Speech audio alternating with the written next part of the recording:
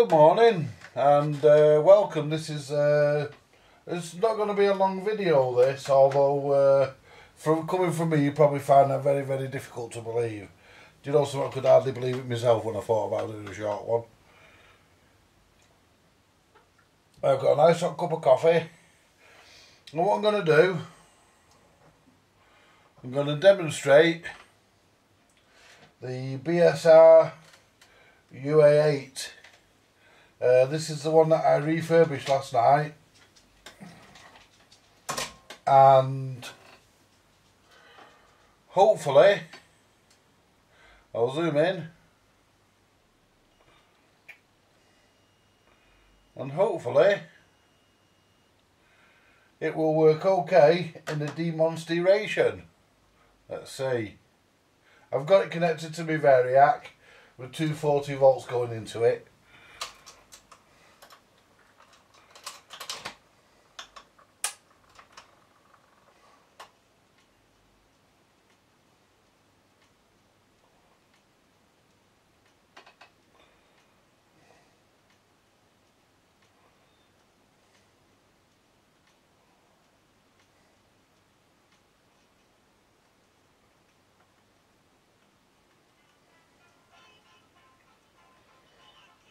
Set down point might need a slight adjustment.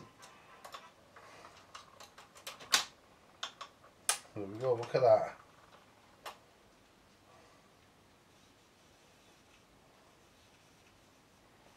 These records are all knackered. But then again, the stylus is as well. I've not put a new stylus in it, not yet. It won't get a new stylus until it goes back into the radiogram. That's when I put the new stylus in, because then I know it won't get damaged.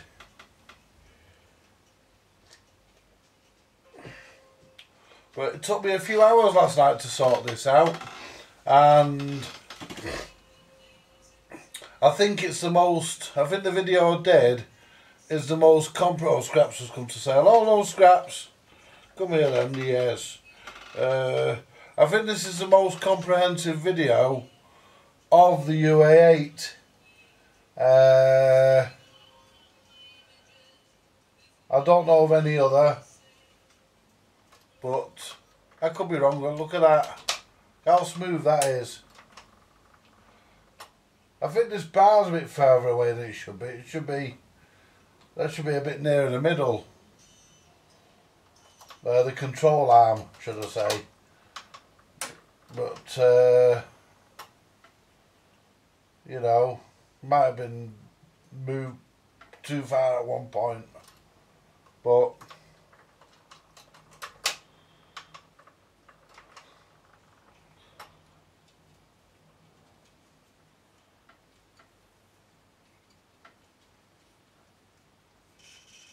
whoops. Yeah, the set down point needs slight adjustment. So we'll do that now. We'll take care of that right now. Just when you think,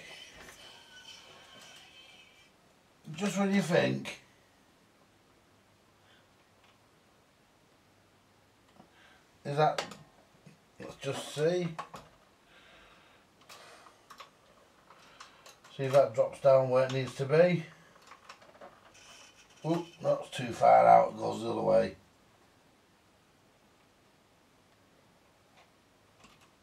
Try that.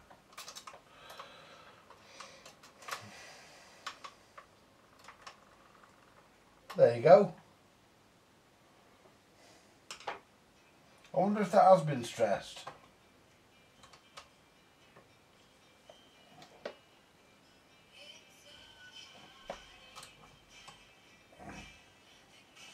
Well, what we'll do, we'll send them all down again. There we go. Right. Make sure that they all drop. It took a bit of setting up this, but I got there.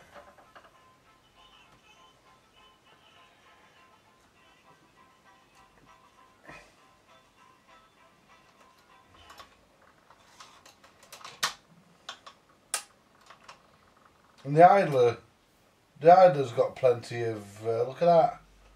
The idler's got plenty of get up and go.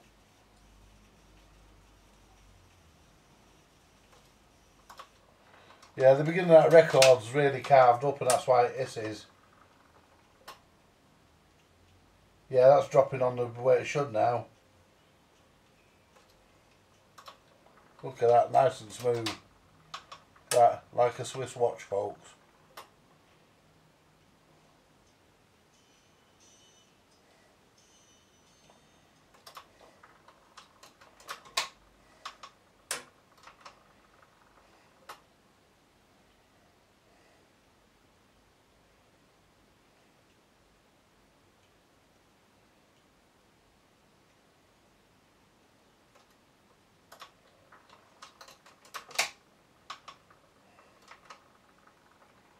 How about that? Spot on. And goes to the end.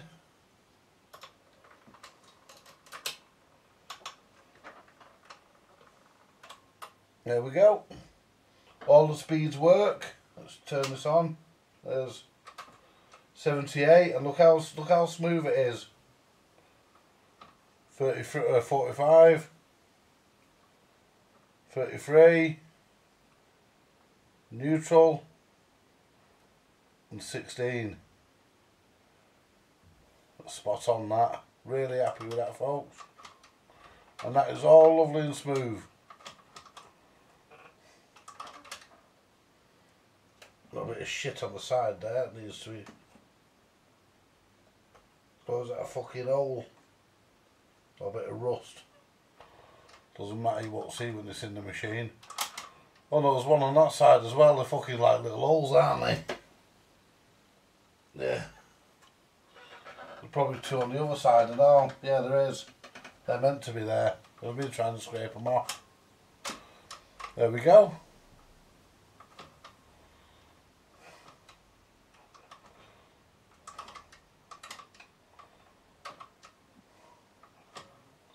Fully serviced.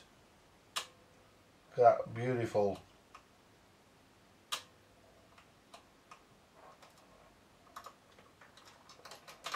Turntable barely slows down when the mechanism's running. Right, let's try it with a 78 on the turntable if I can find one. If not, we'll try it with an LP. I'll tell you, let's try it with one of these. Move a minute.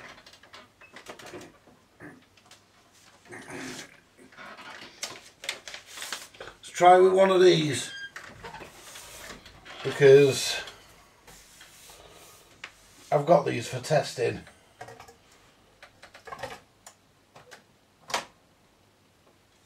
And it doesn't matter about the speed. Well, it's a 45, so there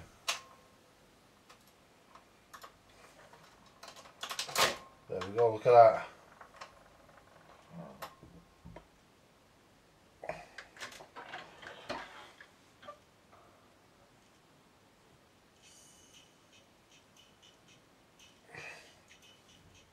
Right, well that is sorted, folks. As far as I'm concerned, that is sorted. That is the Bsr Ua 8 fully automatic record changer, rebuilt, serviced, reassembled, working and tested, and ready to go back into its radiogram. It can go back into there in a bit. There's no sense it being out. It may as well go back in. And I'm just waiting for the parts to come now. Well, waiting for the tuning string to tuning dial cord to come. Dial cord. Waiting for that. Let's zoom out.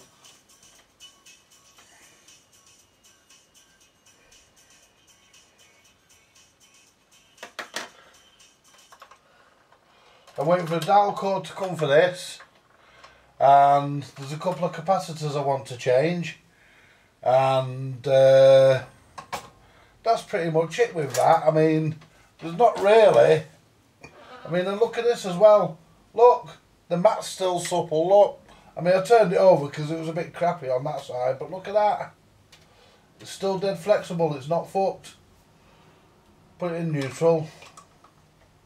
There we go. And look at the spin down on that. You got the same. You got the usual amount of rumble that you got from BSRs.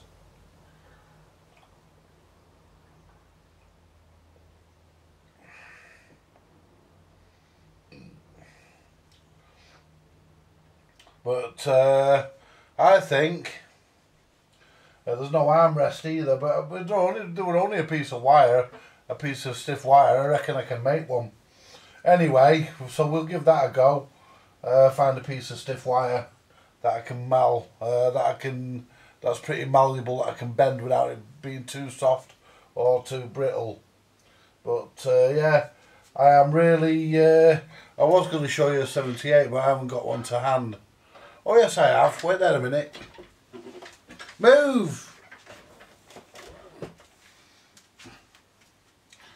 I nearly fell over you dopey bleeder. Move! Where are you? You know something, you're like horse shit scraps. You're in the road. Put this up here for a minute. Now, let's zoom back in.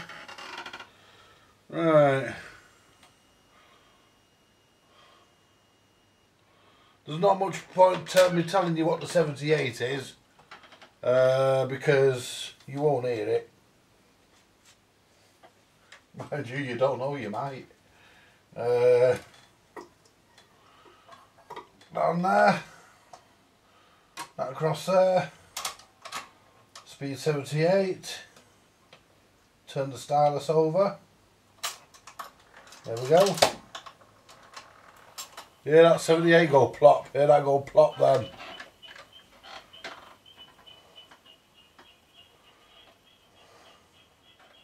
Yeah, it's just under a 10-inch turntable on these, aren't they? 9.5 inch.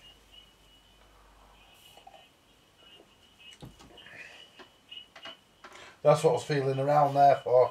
Yeah. Yeah, 9.5 inch turntable on them, which is not bad. I want to see if it gets to the end of this record.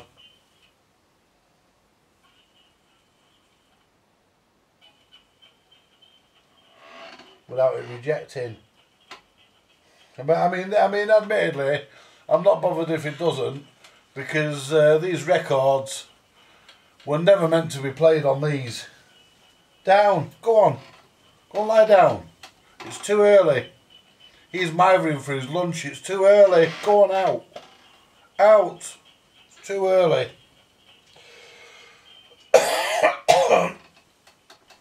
Yeah, he got through it.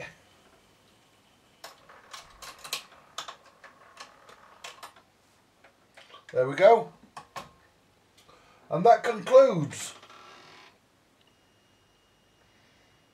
I'll just zoom out. And that concludes my demonstration of the Bsr Ua 8 auto changer. And thank you very much for watching. The next time you see it, it'll be in its back in its radiogram.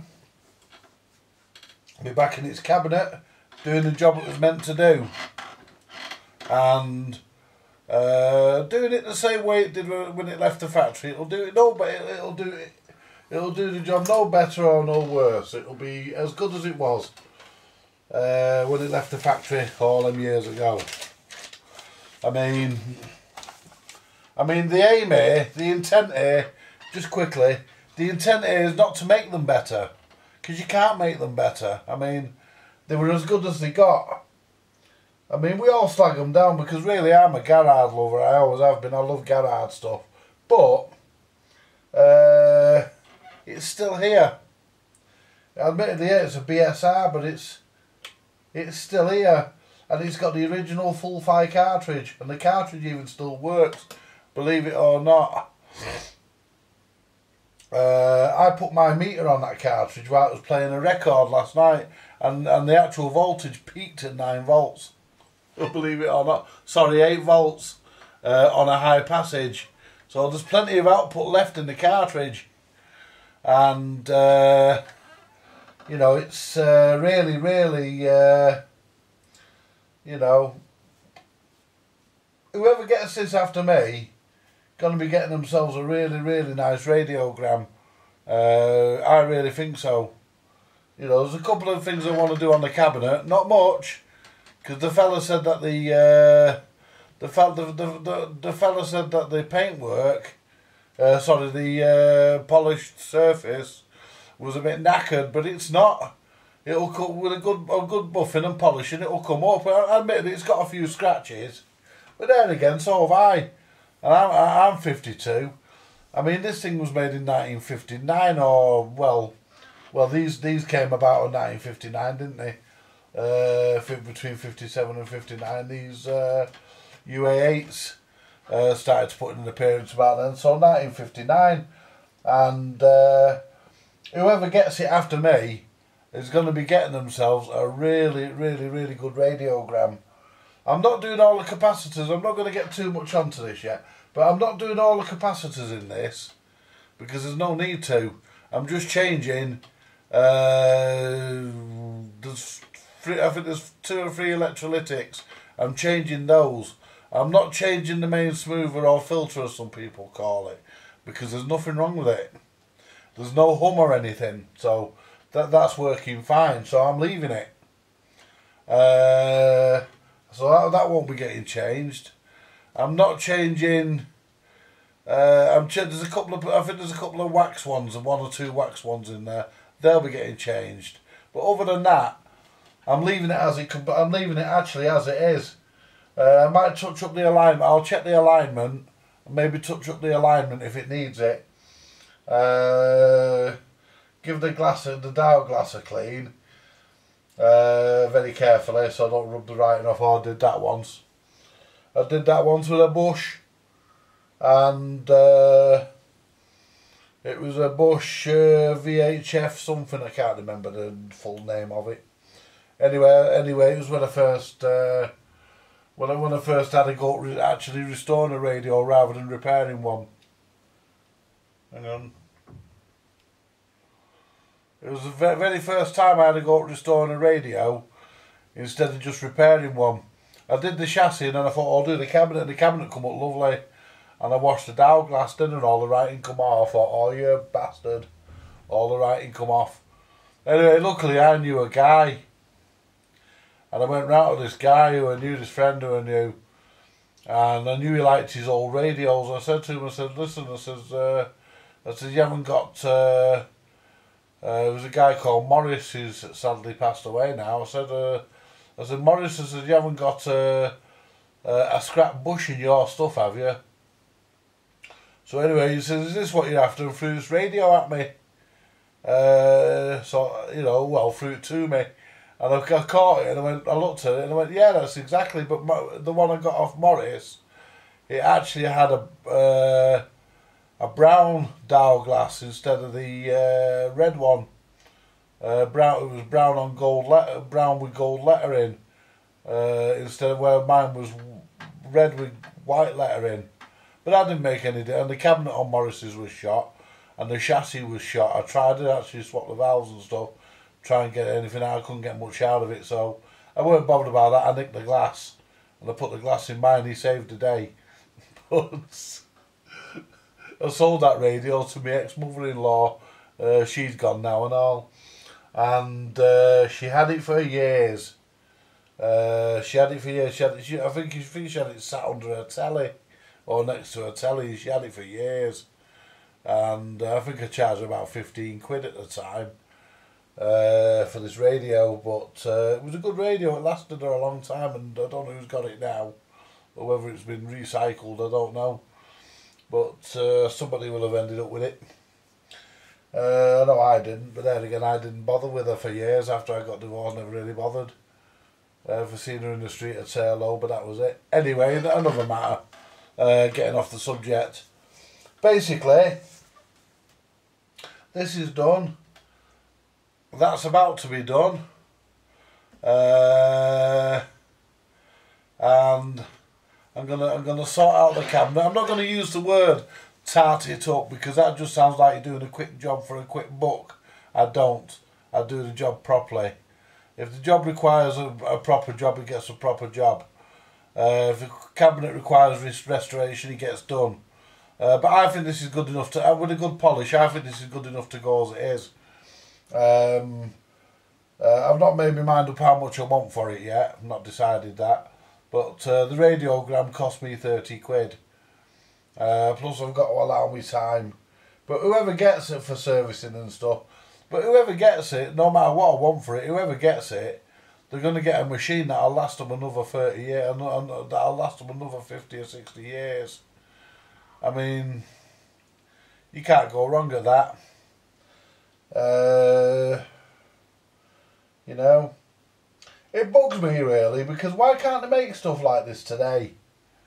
I'll tell you what though, folks, when you do these, if you ever do the centre spindle, if you ever take the centre spindle out, they're a bastard to put back in because you've got to line up the the centre spindle bit, which actually pulls this to drop the records, with the actual main centre spindle, and you've got to push a pin through, which is on the end of a grub screw, which is built in on the end of a grub screw, which is machined. You've got to push that in.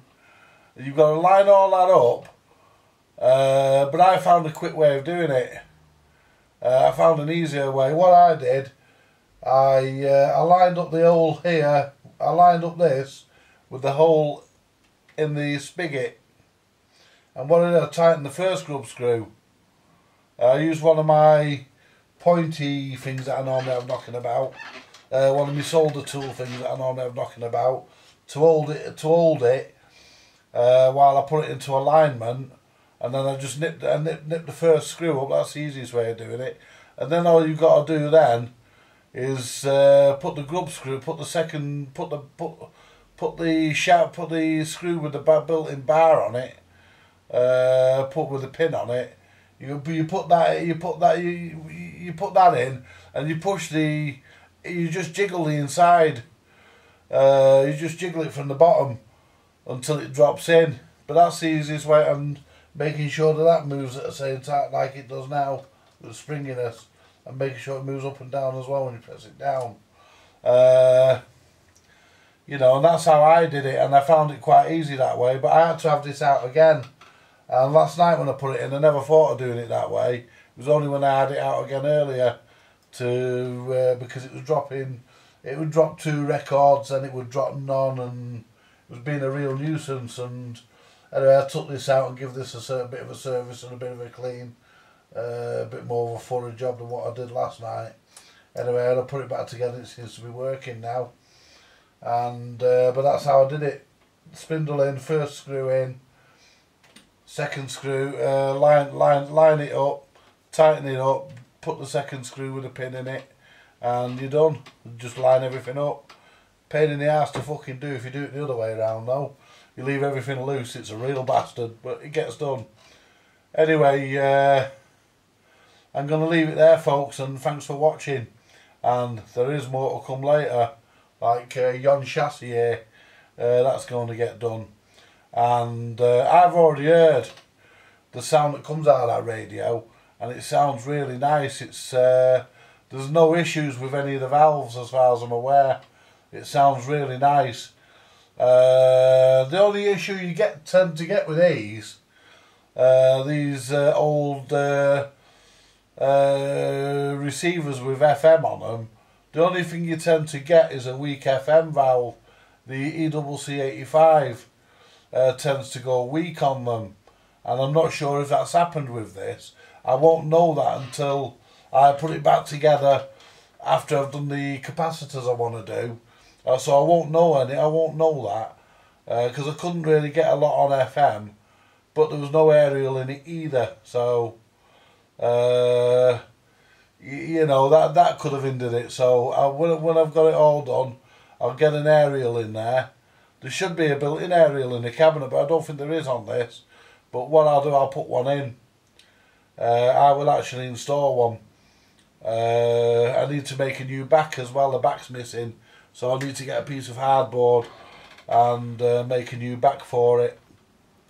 Because I asked the guy where the back went, he didn't know. Probably disappeared many years ago. But you know, because he told me he took the back off to wire in an extension speaker. Why he felt the need to do that when there's a socket on the back, I don't know. But that was what he told me. And this thing's been in his family from new. But it is completely, apart from somebody chopping the mains lead and him putting an extension speaker wire in, it's completely unmolested. I mean, that chassis got all its original components. As far as I can see, nothing's been worked on. And I love them like that. You know, don't we all? We love them. We love to get them. I mean, even these bulbs, they still work. But they've gone black, so I'll put 2 new ones in. And there's a bulb in the front of the radiogram itself, which lights up the grill. I'll put that. I'll put a new bulb in there as well. You know, so that when this leaves here, I can say everything actually works on it. Anyway, folks, I'm going to leave it there for now. And thank you, as I said earlier, thank you very much for watching. And more to come later. Bye for now.